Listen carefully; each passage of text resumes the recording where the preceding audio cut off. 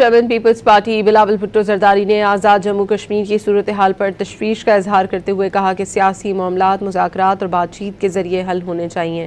Zardari house اسلام آباد میں بلاول بھٹو زرداری کی سربراہی میں پاکستان پیپلز پارٹی آزاد جموں کشمیر کی پارلیمانی پارٹی کا اہم اجلاس ہوا، جس میں آزاد کشمیر کی موجودہ سیاسی صورتحال کا تفصیلی جائزہ لیا گیا۔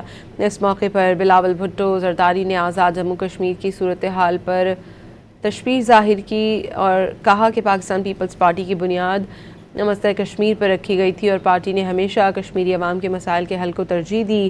چیئرمین پیپلز پارٹی کا کہنا تھا کہ سیاسی معاملات مذاکرات اور بات چیت کے ذریعے حل ہونے چاہیے۔